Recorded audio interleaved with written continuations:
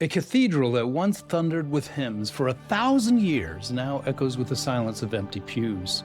Beautiful stained glass windows casting light on no one. A few tourists snapping photos. Walk a few blocks, another church, but look closer. It's a nightclub, a fitness studio, even a mosque. This isn't one city. This is London, Toronto, Seattle, Hamburg. Across the Western world, Christianity is collapsing at a speed historians say they've never seen before. In the UK, almost no one goes to church anymore. Canada, Australia, people with no religion are now the majority. Even in America, weekly church attendance just hit the lowest point in U.S. history. The faith that built Western civilization, the rock upon which the very idea of democracy, equal rights, human dignity itself stands, is that faith dying? I wanted to know, and what I've found will shock you. Let's start with the hard truth. In the U.S., mainline Protestant churches have lost more than half their members in just the last 50 years. The United Methodist Church down 25% in one decade.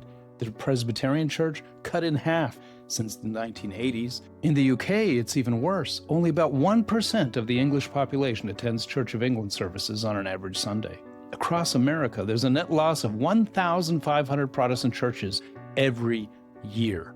The buildings that once anchored every town square are being converted, sold off, and demolished. And it's not just buildings we're losing.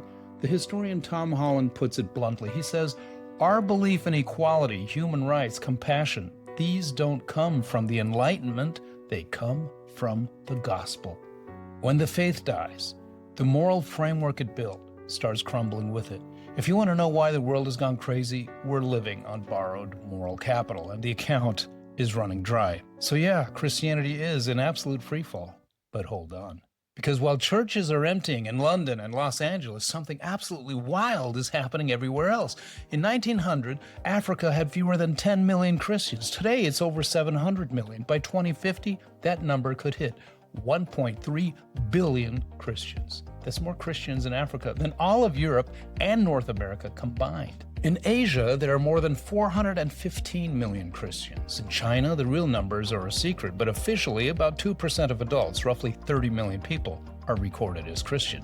But the real number could be up to 100 million when you count the underground churches, believers who meet in secret, risking everything. In Latin America, Christianity there is growing by about 10 million people every year. And get this, even in the Muslim world, Christianity is growing. Iran, Saudi Arabia, even Palestine. I'm talking about conversions happening in secret, baptisms at night, house churches multiplying faster than governments can shut them down. In China, believers meet in secret, knowing they could be sent to labor camps. In Iran, converts face execution. In Nigeria, pastors rebuild churches that were burned down again and again. Christianity isn't dying, it's exploding. It's growing faster than the world's population. By 2050, there will be over 3 billion Christians on earth, more than ever in human history. The faith is moving south and east, and it's thriving. But here's what shocked me the most. Even here in the supposedly post-Christian West, something is stirring.